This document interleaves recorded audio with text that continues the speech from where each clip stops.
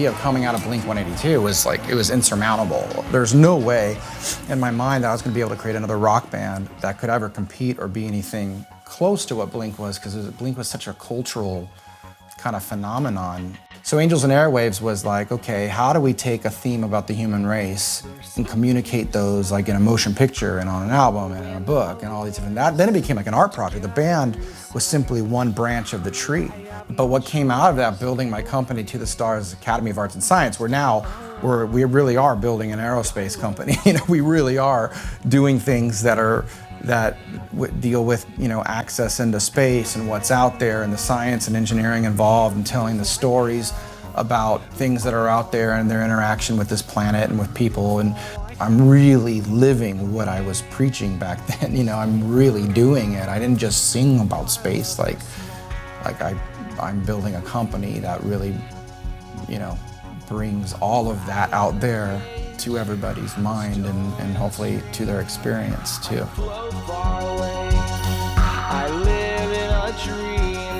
A lot of people ask me, like, how do you walk in from going from stage into speaking with people from the Central Intelligence Agency or the Department of Defense or one of the world's biggest aerospace companies?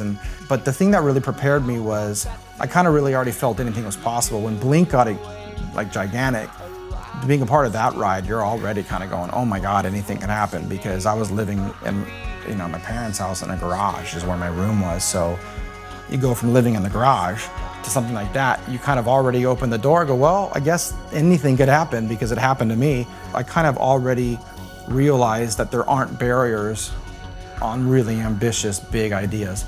The next thing that prepared me for it was I was an entrepreneur already. So I've already been in thousands of meetings with people that knew a lot more than me, that were a lot more professional and a lot smarter. And I've already embarrassed myself thousands of times going in and pitching my company and not knowing any of my shit and having a lot of failures. I was already aware of how to hold myself, and it always boils down to being humble and being very honest about what you know and what you don't know, but honest about what you're trying to achieve. And those types of things are what made me start and earn trust of people, and then eventually create a giant mechanism to do something that's never been done.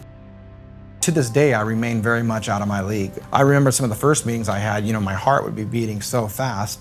I have been in secure facilities, that are, the codes and the alarms and the guns and all that shit to get into there, and they lock you in and they're airtight, and that's where they talk about all the crazy stuff they do. And I have been in those rooms, and I have been trying to, okay, say smart words. Don't say stupid things right now. Don't be conspiratorial. Don't just say you know something because you read it on the internet. Having those types of meetings where I really, really felt out of my element, to now I can go into a place like that and hold my ground pretty well, and feel like I have somewhat of a right to be there. The importance of this subject, as important if not more important than when they discovered nuclear power or they sequenced the genome, DNA, or fossil fuels, we found out how to build an engine, or any major world-changing subject, this is the king daddy of all of them. The technology, the belief systems, what it means to where we're going and who we are, and I've set myself up to be on the tip of that spear. But that's not something you can just tell everybody. So this kind of a company at this stage of my life is like, oh my God, it's like a blend of all the things I love. Producing films, directing films, and writing novels, and working on aerospace, working in science, working at the government, and still playing music. Angels and Airwaves is recording right now. Like, we're a tiny company trying to do basically what 10 companies would do, and trying to get the public involved and aware and be a part of it along the way. It's super, super ambitious, ridiculously difficult, but so insanely rewarding. If you look at what I've done and who I am, and I honestly feel like I've been molded to do this, but it doesn't mean it's not like the hardest thing I've ever done in my life. It feels harder than breaking a giant rock band. I just know that I'm supposed to be here. I just know it with every ounce of my being that I'm doing exactly what I was meant to do.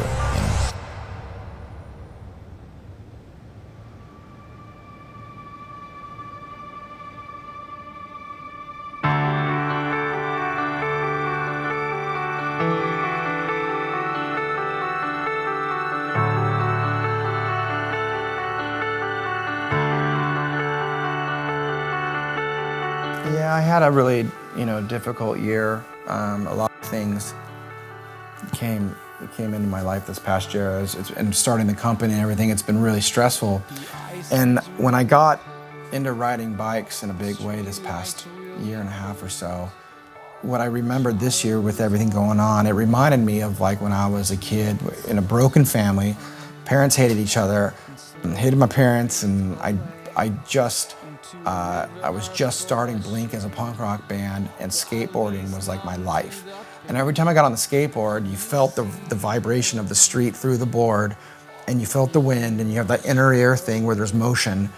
And the faster you went, the further away from home you got, and then everything kind of disappeared behind you. The motorcycle is the first thing that reminds me of learning how to skateboard. It's the first thing that reminds me of that freedom, of feeling that motion, of feeling like, you're flying a bit. And it's been like an absolutely wonderful way for me just to get on and go up the coast and get away from some of the things that I'm dealing with. I've always wanted to get into it in a big way, but I never thought I would like it this much, It's like anything else that people get into, that they go, surfing or something, or, once you get into it and do it and understand it, then you realize what people have been talking about. All that we are, holding on until we fall.